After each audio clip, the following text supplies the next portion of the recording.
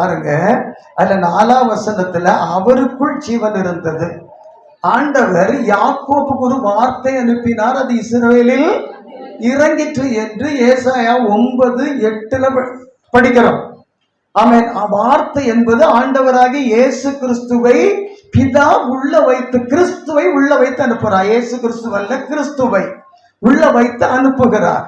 அப்ப அந்த வார்த்தை கிறிஸ்து, தேவனுடைய குமாரன். அந்த வார்த்தை தான் உலகத்தை, ஆமென் சொன்ன இல்லையா, கர்த்தருடைய சத்தம் காடுகளை வெறியாக்கி பெண்மான்களை ஈடுபடி செய்யும், மலைகளை உண்டாக்கும், மலைகளை பிதக்கும், கேதுரு விளக்கும், கேதுரு மரங்களை முறிக்கும், அப்படிப்பட்ட பெரிய பெரிய பெரிய பெரிய காரியங்களை செய்யும்.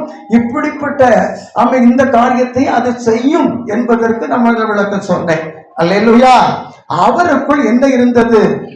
ஜீவன். அந்த ஜீவன் மனுஷருக்கு ஒளியா இருக்கிறது. அந்த ஒளி இருளில் என்ன செய்கிறது? பிரகாசிக்கிறது. அந்த வெளிச்சத்தை தான் அவர் அங்க என்ன செய்தார்? அனுப்பினார் என்று பார்க்கிறோம். அல்லேலூயா. ஆமென். அதுல அந்த வெளிச்சத்தை, இருளை குறித்து நம்ம கொஞ்சம் விரிவா பார்க்கும்படியாக தானியேல் தீர்க்கதரிசியின் புஸ்தகம் 2ஆம் அதிகாரம், தானியேல் தீர்க்கதரிசியின் புஸ்தகம் 2ஆம் அதிகாரம் 22ஆம் வசனத்தை எடுத்து உள்ளபடி, அவரே ஆழமும் மறைபொருளுமானவைகளை வெளிப்படுத்துகிறவர், இருளில் இருக்கிறதை அவர் அறிவார், வெளிச்சம் அவரிடத்தில் இருந்து அந்த இருளில் இருக்கிறத மற்றவர்களுக்கு வெளிப்படுத்தும். ஒரு அல்லேலூயா சொல்லுங்க. நல்லா கவனிச்சுக்க. அவரே ஆழமும் மறைபொருளுமானதை வெளிப்படுத்துகிறவர்.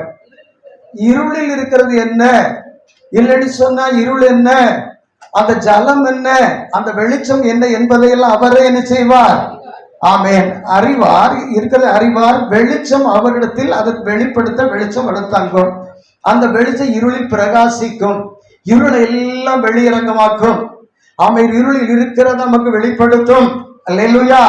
அந்த வெளிச்சம், ஆமென், அவருக்குள் ஜீவன் இருந்த அந்த ஜீவன் மனுஷருக்கு, கொலோசை சபைக்கு எழுதும் போது ஜீவனாகிய கிறிஸ்து, அந்த ஜீவன் கிறிஸ்து, அந்த வெளிச்சம் கிறிஸ்து என்று வேதம் தெளிவாக சொல்லுகிறது. படிங்க. 2 வசனங்களை பார்த்துட்டு போகும்படியாக ஒரு யோபுவின் புஸ்தகம் 12ஆம் அதிகாரம் 22ஆம் வசனத்திற்கு ஒரு பிள்ளைப்படி, யோபு 12:22 படி, அவர் அந்த காலத்தில் இருக்கிற ஆழங்களை வெளியரங்கமாக்கி மரண இருளை வெளிச்சத்தில் கொண்டு வருவார். கைதுக்கு ஒரு அல்லேலூயா சொல்லுங்க. ஆமே. மரண இருளின் பள்ளத்தாக்கில் நடந்தாலும் பொல்லாப்புக்கு பயப்பட தாவீது சொல்ல, அதுதான் காரணம். அல்லேலூயா. ஆமென். ஏசாயா 9:2 மரண இருளின் திசையில் இருந்தவர்களுக்கு உள்ளால அந்த வெளிச்சம் பிரவேசித்தது. மரண இருளின் திசையில் இருந்தவர்களுக்குள்ள அந்த வெளிச்சம் என்ன செய்தது? பிரவேசித்தது என்று ஏசாயா 9:2 படிக்கிறோம். ஆமென். மத்தேயு 4:15-16-17 இருளில் இருக்கிற ஜனங்கள் பெரிய அந்த கிறிஸ்துவை கண்டார்கள். அல்லேலூயா. ஆமென். அப்படி அங்கே எழுதப்பட்டிருக்கிறது. ஆமென். 2 கொரிந்தியர் நிருபம் 14ஆம் அதிகாரம், 2 கொரிந்தியர் நிருபம் 6ஆம் அதிகாரம் 14ஆம் வசனம் படி, 2 கொரிந்தியர், அந்நிய நுகத்திலே அவிவிசுவாசிகளுடனே பிணைக்கப்படாதிருங்கள், நீதிக்கும் அநீதிக்கும் சம்பந்தம் ஏது, ஒளிக்கும் இருளுக்கும் ஐக்கியம் ஏது? அல்லேலூயா. இருளுக்குள்ளால வெளிச்சத்தை பிரவேசித்து வெளிச்சம் பிரவேசிக்கப்பட்டவர்களை பிரிக்கிறார். மனசிலானவர் அல்லேலூயா சொல்லுங்க. மாமிசத்துல பிசாசில் பிறந்து பிசாசினுடைய ஆக்டிவிட்டிஸ், கிரியைகளை செய்கிறவங்க இருள் இருக்கிறாங்க. அவங்களுக்குள்ளால வெளிச்சத்தை பிரவேசிக்க பண்ணுகிறார். வெளிச்சம் பிரவேசிக்கப்பட்டவர்களுக்கும் வெளிச்சத்துக்கு இடம் கூடாம திரும்ப இருளில் இருக்கிறவர்களுக்கும் ஐக்கியமே கிடையாது என்று கர்த்தர் வேதம் சொல்லுகிறார். எப்படி ஐக்கியப்பட முடிகிறது என்று எனக்கு தெரியல. அல்லேலூயா. உறவுகளை அதுதான் கடிந்து கொள்ள வேண்டியதாக இருக்கிறது. வெளிச்சம் பிரவேசித்தவர்களுக்கும் வெளிச்சம் பிரவேசியாதவர்களுக்கும் ஐக்கியம் கிடையாது. எப்படிப்பட்ட மேன்மக்களாக இருந்தாலும் சரி, உலக ரீதியாக எப்படிப்பட்ட கீழ்மக்களாக இருந்தாலும் சரி, ஆமை வெளிச்சம் கிறிஸ்து பிரவேசித்த பிறகு அவர்களுக்கும் அந்த குடும்பத்திலே பிறந்தவர்களோ பெற்றவர்களோ ஆனாயிருந்தாலும் சரி, வெளிச்சம் பிரவேசிக்க இடப்படாதவர்களுக்கும் ஐக்கியம் ஏது? அல்லேலூயா. ஆமை வெள்ளிக்கிழமை ஒரு சகோதரி குடும்பத்தில் எங்க தங்கச்சிக்கு பிள்ளைக்கு கல்யாணம்னு என்ன சொல்லி நாங்க போறோம்னு சொல்லிச்சுதான். அப்போ விஜயா இல்லை நீங்க வெள்ளிக்கிழமை இந்த ஞாயிற்றுக்கிழமை போறேன்னு சொல்லிச்சுதான். அப்போ விஜயா சொன்னால ஞாயிற்றுக்கிழமையா அப்படின்னு சொன்ன உடனே எனக்கு விட்டு விஷயங்களுக்கெல்லாம் வந்து நின்று செய்தவர்களா போக வேண்டாமான்னு சொல்லிச்சுதான். நெஞ்சில ஈரம் இருந்தா அந்த வார்த்தையை அதை என்ன செய்ய முடியாது. இருக்கும்போது சொல்ல நினைச்சுதான் கண்டிப்பா சொல்லுவேன். அந்த வார்த்தையை சொல்ல முடியாது. அந்த வீட்டில் நடந்த சம்பவங்கள் பங்கு மனுஷர்கள் எல்லாம் நானும் விஜயானம் இல்லாம அதுக்கு ஒரு வேளை அடுத்த சாட்சி ஜான்ரோஸ். அவன் ஜான்ரோஸ் கிட்ட ரூபா கொடுக்க சொல்லி அந்த காரியங்கள் எல்லாம் நடத்தி அன்றைக்கு என்கிட்ட வந்து ஒரு தடவைக்கு 10 தடவை நீங்களும் விஜயாக்காலும் ஊழியக்கார விசுவாச பிள்ளைங்களை கொண்டு வேற யாரும் வைக்கிறீங்க 10 தடவைக்கு மேல என்கிட்ட அந்த பெண்ணு சொல்லியிருக்காங்க. இன்றைக்கு குடும்பமாகவே காணலை. இல்லையா? எதுக்கு தான் போயிருக்காங்க? நிச்சயதார்த்தத்துக்கு போயிருக்கிறாங்க. அதுக்கு உங்களுக்கு போன மாட்டி பிள்ளை வேற சாட்சி சொல்லியிருக்காங்க. நாங்கள் இதற்கெல்லாம் போகிறதில்லை, குடும்பங்களுக்கு கல்யாணங்களுக்கே ஞாயிற்றுக்கிழமை போகிறதில்லைன்னு சொன்ன பிறகு போயிருக்குது. அதுக்கு இருதயத்தில் இவ்வளவு உணர்வுன்னு தான் சொல்கிறாரு. ஜான்ரோஸிட்ட துணிகரமாக ரூபா கொடுன்னு சொல்லி எங்கள் கையில் இருந்த காசெல்லாம் கொடுத்து அதுக்குள்ள கதைகள்லாம் சொன்னோன்னா அவமானப்படுத்துகிற மாதிரி இருக்கும். என்ன துணிகரம் இல்லையா? எப்படி பாடுபட்டு எப்படி அந்த திருமணத்தை நடத்தி வச்சு அந்த பையன் கொடுத்த வாக்குத்தத்தம் என்ன, திருமணம் முடிந்த அடுத்த வாரம் அவன் போன இடம் அங்கே இன்னும் நான் கண்டதில்லை சபையில். அதுக்காக சபையில் வந்திருந்து உபாச கூட்டத்துக்கு பைபிள் ஸ்டடிக்கு எல்லா ஜெபத்திலையும் வெள்ளிக்கூரிலிருந்து வந்து இருந்து எனக்கு ஞானசாரம் தாருங்க அப்படின்னு சொல்லி அந்த வீட்டில் நடக்க வேண்டிய இதை விட ஒரு பெரிய துரோகம் பண்ணிட்டு அந்த பொம்பளை அந்த பெண் வந்து ஒரு பெரிய அக்கினி பாறையை ஒழுங்கிக்கிட்டு பாறை போல் கம்பியை ஒழுங்கிட்டு தைரியமாக இருந்துகிட்டு இருக்குது. எனக்கு பயமாக இருக்குது. வேண்டாம் அந்த காரியத்தில் தலையிட்டு ஒரு பெரிய காரியத்தை மட்டுப்படுத்தி வச்சவன்னா அல்லேலூயா. கொஞ்சம் கூட யோசிக்காம எப்படும் ஒருவரும் வந்தது கிடையாது. அந்த வீட்டில் என்னெல்லாம் நடந்ததோ அந்த வீடு கட்ட அந்த வீடு திரும்ப எடுத்து பூசி அதை தளம் போட்டு அதுக்கு கதவு ஜன்னல் விட எல்லாம் செய்தது நானும் என்னால் நடத்தப்பட்ட இங்கே இருக்கிற விசுவாச பிள்ளைகளும். அல்லேலூயா. பிரபுக்கு ஞாபகம் இருக்குதா? அல்லேலூயா. எல்லாரையும் நான் வச்சு செய்து அதற்கு கலர் அடித்து பெயிண்ட் அடித்து கதவு போட்டு அதை வீடாக்கி கொடுத்தது நாங்கள். அன்றைக்கி யாரும் இல்லை. ஆமேன். 2 லட்சம் ரூபா வாங்கி 12 வருஷம் ஆகுது.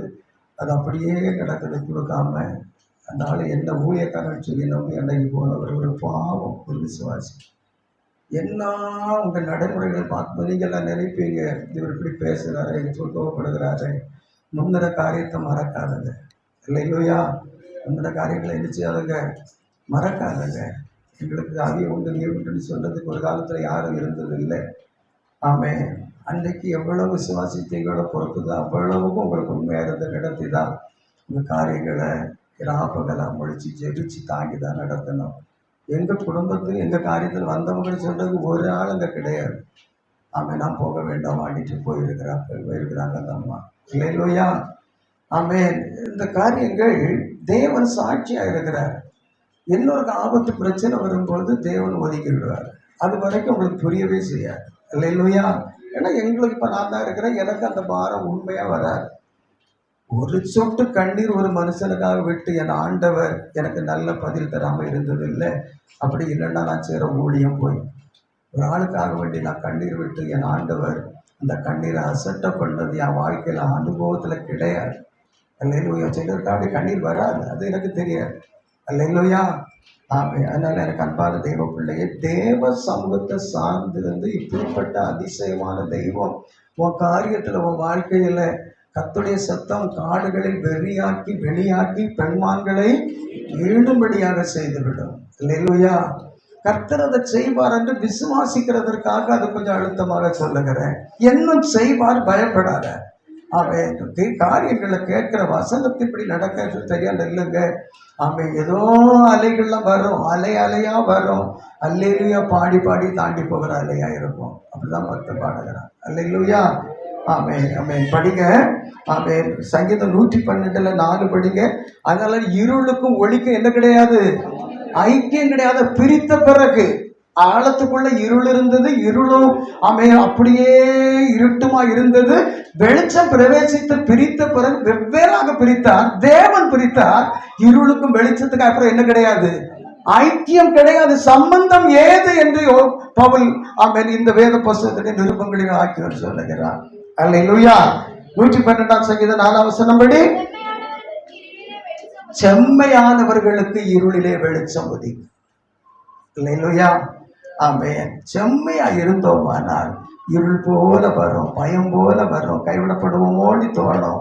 ஆமென். அல்லேலூயா. பிள்ளை கைவிடப்பட்டு போவோமோ, என் புருஷன் கைவிடப்பட்டு போவோம்னு தோணும். கொஞ்சம் இருக, நீ பிடிய விட்டுட்டா அதனால என்று கர்த்தர் உணர்த்துறது போல இருக்கும். நீ பிடிய விட்டுட்டா கொஞ்சம் இருக பிடி என்று சொல்லுகிறது போல இருக்கும். முதல்ல கர்த்தருடைய பாதத்துல விடுங்க, முதல்ல கர்த்தரை இருக பிடிங்க. ஆமென். முந்தி பிடிச்சதை விட எப்பவுமே பாடுகள் வந்த உடனே இருக பிடிக்கிறதும் பிறகு விசாரமாகிறதும் மனுஷீகத்துல உள்ளது. அதான் மனுஷீகம். ஆமென். தாவீது சொல்லுவார், நான் இந்த உபத்திரப்படுகிறதுக்கு முன்பாக வழி தப்பி நடந்தேன், இப்பொழுது இப்படி பிரமாணங்களை காத்து நடக்கிறேன். நான் உபத்திரப்பட்டது நல்லது, அதனால இப்படி வழிகளை காத்து என்ன செய்கிறேன், நடக்கிறேன்னு சொல்லுவார். அல்லேலூயா, அல்லேலூயா. அதனால எனக்கு அன்பான தெய்வ பிள்ளைகளே, கர்த்தர் ஆமென் நிறைய வசனங்கள் இருக்கிறது. அந்த வெளிச்சத்தினுடைய அந்த பவர், அந்த காரியம் ஒரே ஒரு வசனப்படி அதோட முடிச்சிடுறேன். ஆமென். யோவான் 8ஆம் அதிகாரம் 12ஆம் வசனப்படி ஒரு சம்பவத்தோட அதை படி தியானிக்கிறதுக்கு 8:12 எடுத்து படிங்க. ஜனங்களை நோக்கி, நான் உலகத்துக்கு ஒளியா இருக்கிறேன், என்னை பின்பற்றுகிறவன் இருளிலே நடவாமல் ஜீவ ஒளியை அடைந்திருப்பான். கைத்துக்கு ஒரு அல்லிலே சொல்லுங்களா, ஜீவனாகி கிறிஸ்துவை அடைந்திருப்பார் என்னை பின்பற்றுகிறவன். என்ன அங்க ஒரு சம்பவம் நடக்குது. ஒரு ஸ்திரீ என்ன செய்யறாங்க, விபச்சாரம் செய்தாலும் பிடிச்சிட்டு வராங்க. இயேசு கிறிஸ்துவிட்ட அதுக்கு முன்னால தர்க்கம் பண்ணிட்டு போனவங்க எல்லாம் வராங்க. வந்த உடனே இயேசு கிறிஸ்துவிட்ட கொண்டு விட்டு, தாமே லேவிய ஆகமத்துல விபச்சாரமும் விபச்சார குற்றமும் அதுக்குரிய தண்டனை எழுதப்பட்டிருக்கிறது, மோசே கொண்டு கர்த்தர் எழுதியிருக்கிறாரு, இவளை அப்படியே நாங்க பிடிச்சிட்டு வந்திருக்கிறோம், இவளை கல்லெறிஞ்சு கொள்றது எழுதியிருக்கிறோம், அந்த எழுத்தின்படி செய்ய போகிறோம். நீர் பெரிய இரக்கமும் மன உருக்கமும் நெடிய சாந்த உள்ளவர் போல பிரசங்கிச்சு திரிகிறீர் அல்லவா, இதுக்கு விளக்கம் சொல்லும், என்ன செய்யணும்னு சொல்லி பொய்யா கேட்கிறாங்க. இறங்கு திட்டம் பண்ணிட்டு வாரா. கர்த்தர் அப்படியே மௌனமா இருக்கிறார், விட மாட்டான்னு தெரியும். சொல்லும் உங்களுடைய வாயினால் எங்களுக்கு அந்த காரியத்தை கேட்கணும், உங்களுடைய இரக்கத்தை ஜனங்களுக்கு வெளிப்படுத்தணும், பிரமாணத்தை மீறி நடக்கிறீரா, இரக்கத்தை வெளிப்படுத்துகிறாரு எங்களுக்கு பார்க்கணும் அப்படின்னு சொல்லி அவரை தொந்தரவு பண்ணிட்டு இருந்தார். கர்த்தர் பார்த்தார், அப்படியே எல்லாரையும் பார்த்தார். உங்களை பாவம் செய்யாதவன் எவனா இருந்தாங்க அவன் மேலே இறங்கிட்டு சொல்லி தரையில மணல்ல ஏதோ எழுதிக்கிட்டே இருந்தாரா. அவர் உங்கள பாவம் செய்யாதவன் முதல் கல்லறை அப்படின்னு சொன்ன உடனே அவருடைய தீர்க்க தரிசன வல்லமை அவர் இப்போ என்னத்தை அடுத்தால சொல்லுவார்.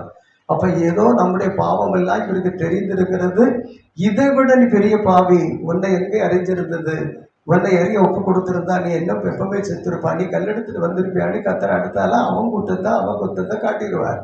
அதனால அவன் அந்த வார்த்தை கேட்டவன என்ன செய்தானா, கையில இருந்த கல்ல போட்டுட்டு போனானா. அப்படியே இப்ப அந்த ஸ்திரீயும் ஆண்டவரும் மாத்திரம் இருக்கிறாங்க.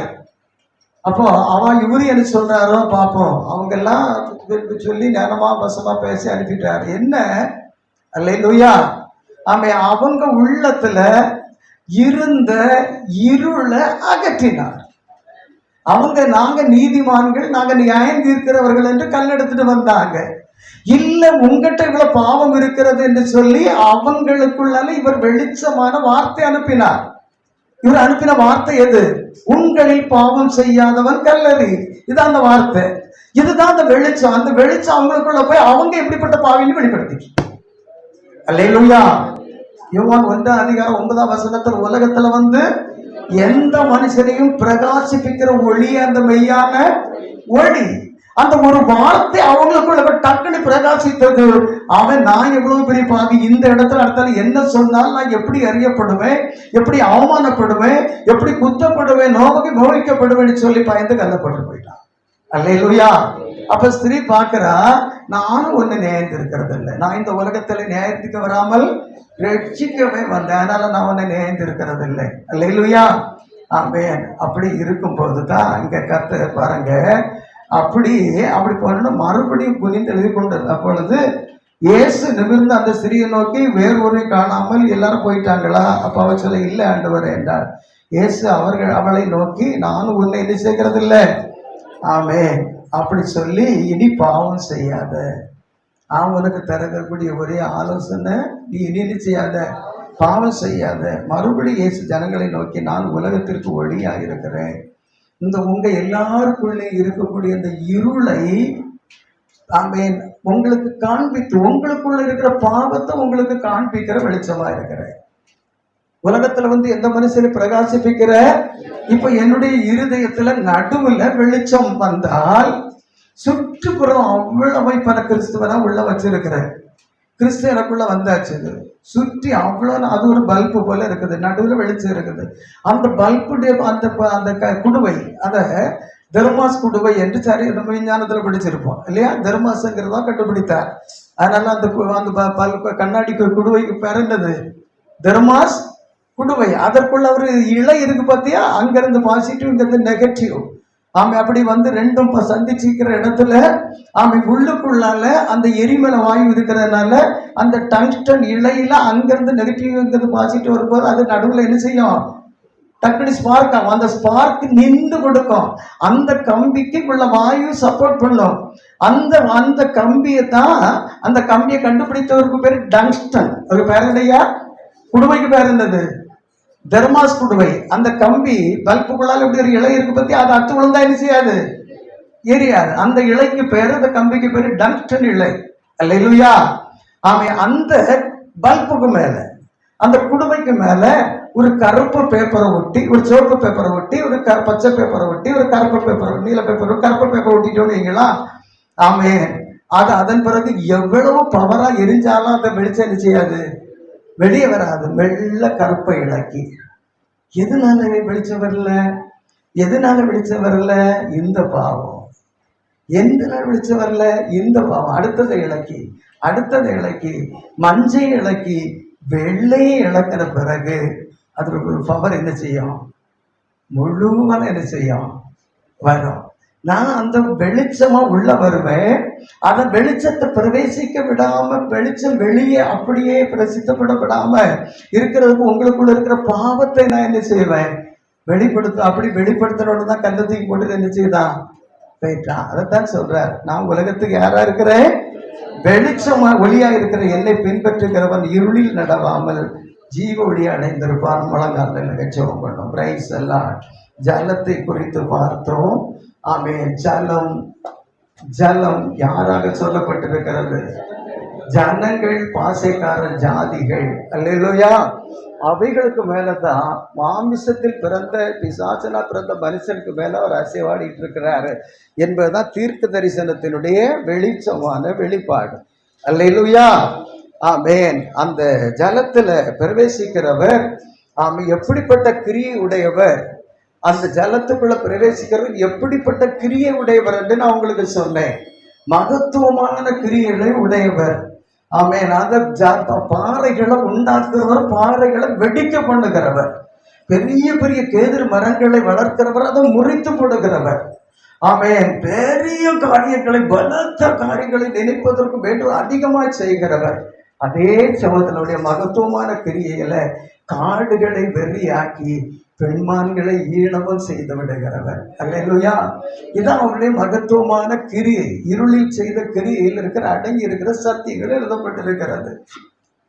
அந்த இருளில் மனுஷனுக்குள்ளால இருக்கிற பாவத்தன்மை, அதற்கு அடையாளமாக நாம யோவான் 8ஆம் அதிகாரத்துல பார்த்தோம். தங்களுக்குள்ள பாவத்தை வச்சுட்டு தங்களை நிர்ணயிக்க தெரியாததுனால அவங்க அடுத்தவங்களை எறிகிறதுக்கு என்ன செய்யறாங்க, கற்களை புறகிட்டு திரட்டிக்கிட்டே தெரியுறாங்க. இந்த கர்த்தர் அவங்களுக்குள்ளால வரும்போது அவங்களுக்கு வெளிப்படுத்தி கல்லுகளை போட்டுட்டு வெக்கப்பட்டு நான் பாவி என்று சொல்லிட்டு ஓடிடுவாங்க. அப்படிப்பட்ட ஒரு கிரியை தான் அந்த வெளிச்சம் அங்கே செய்தது. அதை ஆமென். அந்த வெளிச்சம் எந்த ஆத்மாவுக்குள்ளால பிரவேசித்ததோ, இருட்டில் இருந்த ஆத்மாக்களை, இருளா இருந்த ஆத்மாக்கள் பிரவேசித்ததோ, அந்த ஆத்மாக்களை வேறாக பிரித்தார், இருட்ட வேறாக பிரித்தார். நாங்க திரும்ப பவுல் சொல்லும் போது அந்த இருளுக்கும் வெளிச்சத்துக்கும் திரும்ப என்ன கிடையாது, ஐக்கியமே கிடையாது. நான் சொல்லல, வேதம் சொல்ல, கர்த்தர் சொன்னதாக எழுதப்பட்டிருக்கிறது. அல்லேலூயா. ஆமென். நான் சொல்லல, வேதம் சொல்லுகிறது, கர்த்தர் சொன்னதாக எழுதப்பட்டிருக்கிறது. அல்லேலூயா. ஆமென். அதனால எனக்கு அன்பான தேவ பிள்ளைகளே, ஆமென், இருளில் இருக்கிற ஜனங்கள் பெரிய வெளிச்சத்தை கண்டார்கள். இன்னும் நம்ம அதை ஆழமா தியானிக்க போகும்போது 2 கொரிந்தியர் 4ஆம் அதிகாரத்துல கிறிஸ்துவின் மகிமையான சுவிசேஷத்தின் ஒளி அது யாருக்குள்ளான பிரவேசிக்கவில்லை என்று எழுதப்படுகிறது என்று சொன்னார். கிறிஸ்துவின் மகிமையான சுவிசேஷத்தின் ஒளி அவிவிசுவாசிகளான அவர்களுக்குள் பிரவேசியாதபடி இப்பிரபஞ்சத்தின் தேவனானவன் மனக்கண்களை குருடாக்கினான் என்று 2 கொரிந்தியர் 4ஆம் அதிகாரம் 4வது வார்த்தையில பவுல் எழுதுகிறார். அதுல 6வது வசனத்துல 2 கொரிந்தியர் 4:6 இருளிலிருந்து வெளிச்சத்தை பிரகாசிக்க சொன்ன தேவன் இயேசு கிறிஸ்துவின் முகத்தில் உள்ள அறிவாகிய ஒளியை தோன்ற பண்ணும் பொருட்டாக எங்கள் இருதயங்களில் பிரகாசித்தார். இந்த வெளிச்சமாகி அந்த ஜீவனாகிய ஒளியை இந்த சரீரமாகிய மண்பாண்டத்துக்கு உள்ளால பெற்றிருக்கிறோம். நான் சொன்னேன், அந்த பல்புக்கு மேல ஒரு வெள்ளை பேப்பர், ஒரு மஞ்சள் பேப்பர், ஒரு ஆரஞ்சு பேப்பர், ஒரு பச்சை பேப்பர், ஒரு நீல பேப்பர், ஒரு கருப்பு பேப்பர், இதை ஒட்டிக்கிட்டு நம்ம பார்த்தோம்னா உள்ளுக்குள்ள வெளிச்சம் இருக்கிறதே என்ன செய்யாது, பெரிய பாவம், அடுத்த பாவம், அடுத்த பாவம், அடுத்த பாவம், அடுத்த பாவம் என்று ஒவ்வொரு பாவத்தையும் அந்த வெளிச்சம் உள்ள இருந்து வெளிவர அது கள்ளத்தி போடப்படுமானால் அந்த வெளிச்சம் வெளியே தெரியும். அல்லேலூயா. அதை எங்க பெற்றிருக்கிறோமா? படி அந்த வசனத்தை. அந்த வெளிச்சத்தை 7ஆம் வசனம், மண்பாண்டங்களில் என்ன செய்திருக்கிறோம், பெற்றிருக்கிறோம். அல்லேலூயா. ஆமென். அந்த அந்த நியாயாதிபதி புஸ்தகத்துல சிம்சோனுடைய காரியத்துல ஆமென், அந்த மண்பாண்டத்துக்குள்ளால வெளிச்சத்தை தீவட்டியை கொண்டுட்டு என்ன செய்,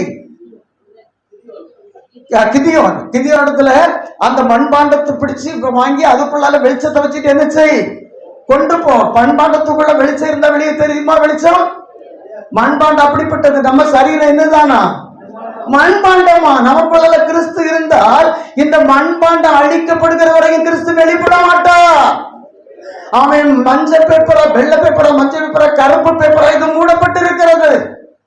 இதை உடைச்சு தள்ளுனாதான் கிறிஸ்து என்ன செய்வார், உனக்கு பிரகாசிப்பார். அதனால தான் மாமிசத்தின் கிரியைகளை அழிக்க வேண்டாம் சொல்லுகிறது. அல்லேலூயா. மாமிசத்தின் கிரியைகளை அழித்து பார், ஒவ்வொன்றா கழுத்து எரிந்து பார், கிறிஸ்து உனக்குள்ள இருந்து அப்படியே கொஞ்சம் கொஞ்சமா பிரகாசிக்கார். சொல்லுங்க. அப்படித்தான் இருளை வெளிச்சத்தை வெவ்வேறாக பிரித்தார். ஆமென்.